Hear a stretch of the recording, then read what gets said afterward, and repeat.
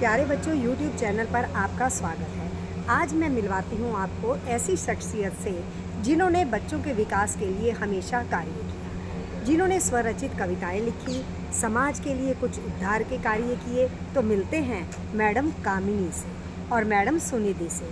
स्वागत है कामिनी madam, Sunidhi ma'am, आपका मेरे YouTube चैनल पर। आशा करती हूँ आप बच्चों के मार्गदर्शन के लिए कुछ शब्द और कुछ विचार रखें। नमस्कार मीनू मैम, नमस्कार प्यारे बच्चों। आज मैं आप सभी को आपके साहस के, आपके प्रयास के संदर्भ में कुछ बोलना चाहती हूँ। उम्मीद करती हूँ कि आपको मेरी पंक्तियाँ पसंद आएंगी। बुलंद हो हौसले तो मुट्ठी में हर मुकाम है, बुलंद हो हौसले तो मुट्ठी में हर मुकाम है। मुश्किलें और मुसीबतें तो ज़िंदगी में बहुत आम हैं।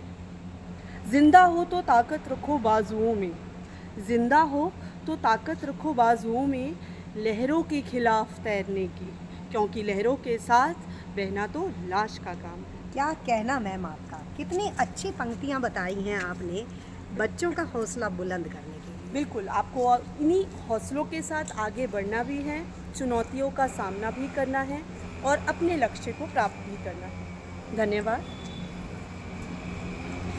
चलिए सुनिए, आज मैं एक कार्यशाला के अंतर्गत मैं कुछ मित्रों से मिली जो कि हिंदी की महान विभूषियाँ हैं। काफ़ी लंबे समय से ये कार्यरत हैं और अपने कार्य और प्रयास के द्वारा सदैव बच्चों का मार्गदर्शन करती रही हैं। तो चलिए जानते हैं उमा शर्मा मैडम जी के कुछ विचार। उमा शर्मा मैम, आपका बहुत बहुत धन्यवाद मेरे YouTube चैनल पर आप बच्चों का मार्गदर्शन कीजिए। मैं बच्चों से हमेशा से प्रभावित रही हूँ और बच्चे मेरी प्रेरणा स्रोत भी रहे हैं, क्योंकि वे हमेशा हमें कुछ नया सीखने के लिए प्रेरित करते हैं। और वैसे ही मैं चाहती हूँ कि बच्चे भी निरंतर सीखने की क्षमता को बनाए रखें, क्योंकि सीखने की क्षमता ही उन्हें अग्रसर कर सकती है, वही उन्हें जीवन में प्रगति की राह पर आगे बढ़ने के लिए प्रेरित कर सकती है। बहुत यही उन्नति का मार्ग है। गागर में सागर भर दिया आपने शब्दों से। बहुत बहुत धन्यवाद। हाँ जी मैम, आप ही बच्चों के लिए कुछ मैसेज देना चाहती हैं, तो आप बच्चों के लिए 2 शब्द। हेलो एवरीवन, मैं शैली हूँ और मेरा बच्चों के साथ हमेशा बहुत ही प्यार का रिश्ता रहा है। हमेशा मैंने यही चाहा है कि बच्चे खूब तरक्की करें, खूब अच्छे रास्ते पर चले। बच्चों से सिर्फ मेरे एक टीचर जैसा रिलेशन नहीं रहा, हमेशा एक अच्छे मेंटर की तरह मैंने उन्हें डील किया है और उन्होंने हमेशा मुझसे एक अच्छी ही सीख पाई।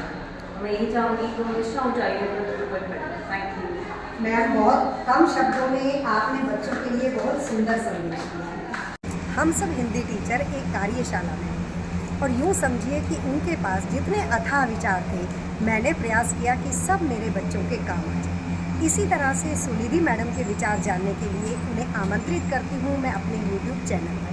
आइए सुनिधि मैम। नमस्कार प्यारे बच्चों, धन्यवाद मैम आपका मुझे अपने YouTube चैनल पर बुलाने के लिए। और मैं अपना एक सुविचार सभी बच्चों को सुनाना चाहूँगी। आज रास्ता बना लिया है तो कल मंजिल भी मिल जाएगी। आज रास्ता बना लिया है तो कल मंजिल भी मिल जाएगी। हौसलों से भरी कोशिश एक न एक दिन ज़रूर काम आएगी। तो प्यारे विद्यार्थियों, कभी भी हार नहीं माननी है, जीवन में हमेशा आगे बढ़ते रहना है और अपनी चुनौतियों का डटकर सामना करना है। धन्यवाद मैम। धन्यवाद मैम, आप सबका आभार कि आप सब ने मेरे बच्चों का मार्गदर्शन किया। कामिनी मैडम, सुनिधि मैम, बहुत आपका स्वागत है। आज हम आपको बता रहे हैं, एक ऐसी शख्सियत से मिलवा रहे हैं जो कि हमेशा अध्यापन कार्य से जुड़ी रही और वे आज अपने विचार बच्चों के अधिक अंक किस प्रकार से आएँ, किस प्रकार से वो पढ़ाई के प्रति रुझान रखें, इस बारे में अपने कुछ विचार देना चाहती हैं। आशा है आप उनके मार्गदर्शन का फ़ायदा उठाओगे और उससे लाभान्वित होकर अपने जीवन में उन्नति की ओर अग्रसर होगे। तो मिलवाते हैं आपको रुचिका मैम से। रुचिका मैम, आपका स्वागत है YouTube पर। नमस्कार छात्रों, मेरा नाम रुचिका अग्रवाल है और मैं बहुत गर्व है कि मैं हिंदी की अध्यापिका हूँ। आपने सुना होगा बच्चों कि अंग्रेजी के तो अल्फ़ाबेट भी साइलेंट हो जाते हैं, हिंदी की बिंदी भी बोलती है। तो इसलिए बिंदी लगाते समय बहुत ध्यान रखिए। जिस प्रकार माथे पर लगी हुई बिंदी सही जगह पर खूबसूरती बढ़ाती है, उसी प्रकार शब्द पे लगी हुई सही जगह की बिंदी का हिंदी में बहुत अधिक महत्व है। जैसे जंग, और अगर यहाँ से आप बिंदी हटा दीजिए तो वो जग बन जाएगा। अब प्रश्न उठता है कि बिंदी कहाँ लगाई जाए। तो जहाँ बिंदी का उच्चारण आता है उससे ठीक पहले वाले वर्ण की खड़ी पाई पे लगाया जाए। अब आप कहोगे मैम हर वर्ण पे तो खड़ी पाई नहीं आती, तो जैसे द है तो द की जो छोटी सी रेखा आती है उसके ऊपर लगा दीजिए। तो अगर आप इसको ध्यान रखेंगे तो आपको हमेशा हिंदी पढ़ने में बहुत मज़ा आएगा।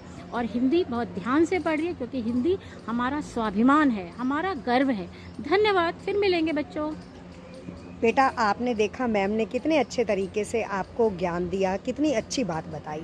मैं आशा करती हूँ कि रुचिका मैम आप इसी प्रकार से हमारे चैनल पर आते रहेंगे, बच्चों का मार्गदर्शन करेंगे, क्योंकि मुझे मालूम है आपके पास तो ऐसी ट्रिक्स हैं कि आप चुटकियों में बच्चों को अच्छे अंकों की ओर अग्रसर कर देती हैं। तो क्या हम उम्मीद रखें कि जब कभी हम आपको बुलाएंगे आप ज़रूर आएंगी और बच्चों का मार्गदर्शन करेंगी? छात्रों के मार्गदर्शन के लिए मैं आज हम मिलेंगे सुनीता सोनी मैम से, जो कि हिंदी के लिए जानी मानी हस्ती हैं। उन्होंने सरस्वती प्रकाशन में महाभारत की पुस्तक को भी लिखा है, जो कि कई विद्यालयों में 7वीं कक्षा में लगी है। वो 10वीं 12वीं कक्षा के लिए बहुत अच्छा प्रयास करती हैं ताकि छात्र अच्छे अंक ले सकें। तो मिलते हैं महान शख्सियत से, सुनीता सोनी मैम से। स्वागत है मैम आपका मेरे YouTube चैनल पर। हेलो बच्चों, सुप्रभात। आज मैं आपसे जो बात करने जा रही हूँ वो ये है कि हम सोचते हैं कि हिंदी में हम अंक नहीं आते। बेटे ऐसा नहीं है। अगर आपको जो 15 मिनट CBSE ने रीडिंग के लिए, पढ़ने के लिए दिए हैं, अगर आप उसका पूरा उपयोग करें तो आपको कभी अपठित गद्यांश या प्रश्नों को समझने में कभी भी कोई परेशानी नहीं आएगी, क्योंकि हम अच्छे से रीडिंग नहीं करते हैं, पठन नहीं करते हैं। यही वजह है कि हमें समझ ही नहीं आता कि हम उत्तर में क्या लिखें। इसी तरीके से लेखन में जब भी कक्षा में आपको उत्तर पुस्तिकाओं में कार्य करने के लिए कहा जाता है, आप अवश्य करें। अगर आप उत्तर पुस्तिकाओं में कार्य निरंतर, लगातार, रोज़ाना तरीके से करते रहेंगे अपनी अध्यापिका के कहे अनुसार, तो आप कभी भी ऐसा हो ही नहीं सकता कि परीक्षा में अच्छे अंक प्राप्त ना करें। उम्मीद से ज़्यादा आपको अंक प्राप्त होंगे, क्योंकि आपको लेखन का अभ्यास हो चुका होगा सिर्फ कविता, अपनी उत्तर पुस्तिकाएं बनाते बनाते। तो मेरा आपसे यही निवेदन है कि हिंदी को किसी भी विषय से कम मत आंके। आपकी मातृभाषा है हिंदी, इसमें तो आपके सबसे अधिक अंक आने ही चाहिए। ऐसा हम सब अध्यापिकाएं आपसे उम्मीद करती हैं। धन्यवाद। प्यारे बच्चों, आपने देखा कि मैम ने कितने सरल तरीके से यह बताया है कि हम अपनी मातृभाषा माँ को नहीं छोड़ सकते, क्योंकि माँ से दूर होकर तो बच्चा वैसे भी प्रसन्नचित नहीं रहता। तो आशा है मैडम ने जो भी बातें बताई हैं आप उनको जीवन में उतारेंगे और परीक्षाओं में अच्छे अंक लेने का अभ्यास करेंगे। धन्यवाद मैम, आपका बहुत बहुत धन्यवाद। आपने कम शब्दों में चैनल पर आकर बच्चों के लिए इतनी गूढ़ बातें बताई जो जीवन में उनके लिए हमेशा उपयोगी होंगी। हम आपको कभी नहीं भूल सकते। तहे दिल से आपका बहुत बहुत धन्यवाद। आज हमारे बीच आए हैं अलका मैडम, जिन्होंने की पढ़ाई में अर्थात बच्चों को पढ़ाने में, अध्यापन कार्य में रजत जयंती को मना लिया है। जब भी वे 10वीं व 12वीं कक्षा के छात्रों के बारे में सोचती हैं, उनके मन में आता है कि क्यों ना मैं समाज के लिए एक ऐसा संदेश दूं जिससे कि बच्चों के अंक अच्छे आएँ, जहां वे गलतियां करते हैं वे सुधारें। तो आइए मिलते हैं हम महान शख्सियत से, अलका जी से। कहते हैं शब्दों से किसी का परिचय कराया नहीं जाता, सर्वविदित है ये कि सूर्य को दिया दिखाया नहीं जाता। तो हमारे बीच उपस्थित हैं मैडम अलका। धन्यवाद अलका मैम, स्वागत है आपका। धन्यवाद अपने YouTube चैनल पर मुझे निमंत्रित करने के लिए। सबसे पहले मैं आपका बहुत बहुत धन्यवाद करती हूँ। और छात्रगण, आप सब जानते हैं कि हिंदी हमारी मातृभाषा होने के साथ साथ हमारे दिल के बहुत करीब है। हमारे सभी भाव सबसे पहले हिंदी में उभरते हैं। तो आइए हिंदी को सशक्त बनाने के लिए कुछ आपको मुख्य बिंदु बता दूं। आप सब परीक्षाओं से गुजरते हैं और आपको लगता है कि परीक्षाओं में जाते समय ऐसा तो कोई मार्ग हो जिससे कि हम परीक्षाओं में हर पाठ को अच्छे से आत्मसात करके वहाँ पर कोई भी प्रश्न पूछा जाए उसका सार गर्भित और उचित उत्तर दे सके। तो चलिए आज आपको समझाती हूँ। सबसे पहले जब भी किसी पाठ का पठन करना है तो उसके पहले दिया हुआ पाठ प्रवेश अवश्य पढ़िए। जैसे कि मैं उदाहरण देना चाहूँगी, पाठ 10वीं की स्पर्श पुस्तक में तो पाठ से पहले ही दिया हुआ है पाठ का परिचय, लेकिन संचयन में पुस्तक के आरंभ के पृष्ठों में जहाँ पर अनुक्रमणिका होती है उसके पश्चात हर पाठ का परिचय बहुत अच्छे से दिया गया है। उनको ध्यान से पढ़िए। उनमें आए हुए मुख्य शब्दों को और मुख्य पंक्तियों को रेखांकित कीजिए, क्योंकि न ये केवल आपके उत्तर निर्माण में काम आएंगी बल्कि बहुत बार CBSE भी इन्हीं में से प्रश्न निर्माण करके आपको पूछ लेता है। आइए तो चलते हैं आगे। जब भी आप किसी पाठ के लिए तैयारी करें तो तैयारी करते हुए एक बात ध्यान रखिएगा कि इन मुख्य बिंदुओं के साथ साथ आप अपने पाठ को जब भी पढ़ें उसके मुख्य बिंदुओं का प्रवाह चित्र अर्थात फ्लो चार्ट ज़रूर बनाएं।